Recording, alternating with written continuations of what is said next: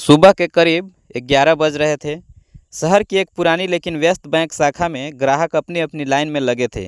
अंदर एसी चल रहा था, लेकिन माहौल में चिढ़ और हड़बड़ी थी, जैसे हर कोई किसी मजबूरी में यहाँ आया हो। उसी वक्त दरवाजे से एक बुजुर्ग व्यक्ति अंदर दाखिल हुए। उम्र लगभग 72 साल, बदन पर पुरानी सी धोती, आधी सफ़ेद आधी धूल में सनी, ऊपर एक ढीली हल्की फटी हुई शर्ट, हाथ में एक पुराना झोला और एक आंखों पर घिसा हुआ चश्मा। वो थोड़ा झुक कर चल रहे थे, जैसे हर कदम पर खुद से लड़ रहे हो। अंदर आते ही उन्होंने धीरे से पूछा, बेटा खाता सेक्शन किधर है? रिसेप्शन पर बैठी लड़की ने उन्हें ऊपर से नीचे देखा और बिना मुस्कुराए कहा, आप लाइन में लगिए, वहाँ कोने में। बुजुर्ग ने वहीं दीवार के सहारे धीरे धीरे चलते हुए उस डेस्क तक पहुँचे जहाँ 3 कर्मचारी बैठे थे।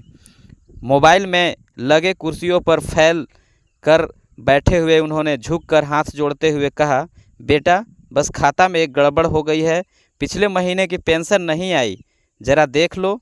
एक क्लर्क ने बिना सर उठाए कहा, अरे बाबा फॉर्म भरो पहले, फिर टोकन लेकर आओ, ऐसे ही आ गए हो।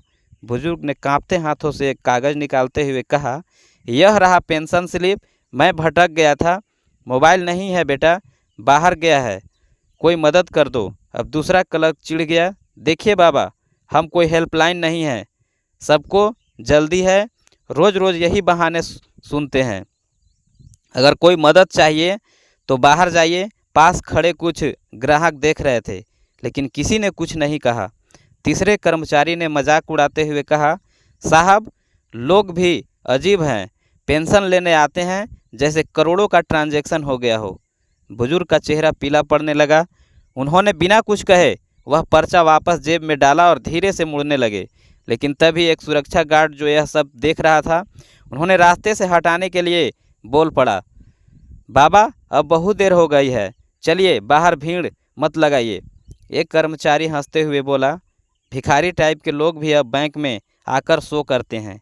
यह सब जैसे किसी ने थप्पड़ की तरह बुजुर्ग के चेहरे पर मारे हो। उनका गला सूख गया, आंखों में आंसू उतर आए, लेकिन उन्होंने कोई जवाब नहीं दिया। भीड़ के बीच कुछ चेहरे झुक के कुछ हंसे और बाकी चुपचाप तमाशा देखते रहे। बुजुर्ग धीरे धीरे चलते हुए बैंक से बाहर निकले। उनके कांपते हाथ अब थामे नहीं जा रहे थे। वह सामने एक पुरानी पीसीओ बूथ के पास जाकर रुके। पीली दीवारें, टूटा हुआ बोर्ड, लेकिन अंदर अब भी एक बूढ़ा फ़ोन रखा था। बुजुर्ग ने जेब से एक छोटा डायरी का पन्ना निकाला, उस पर लिखा एक नंबर देखा और धीरे से फ़ोन उठाया।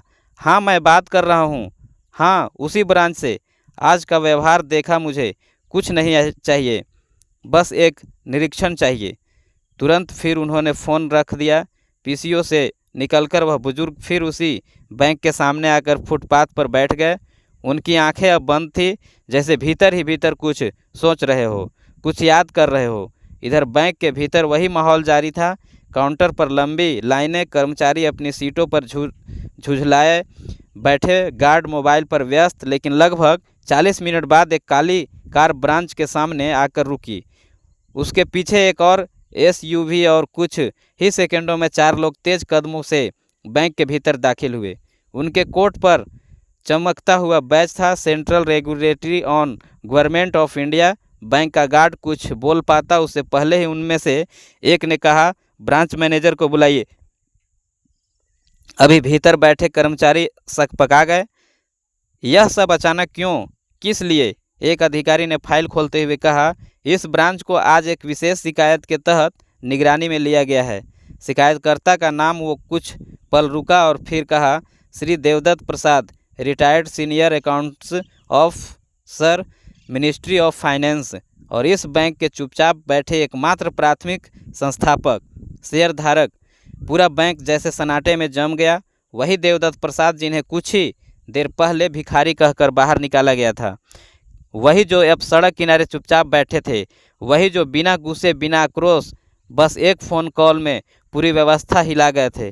ब्रांच मैनेजर भागता हुआ अंदर आया, पसीना पसीना, सर कोई गलती हुई हो तो? अधिकारी ने बात काटते हुए कहा, सभी सीसीटीवी फुटेज निकाले जाएं, खासकर पिछले 2 घंटे के। उस बुजुर्ग ने के साथ किसने क्या किया हमें सब देखना है, और जिसने भी उन्हें छुआ या अपमानित किया उन्हें फ़ौरन ड्यूटी से सस्पेंड किया जाएगा।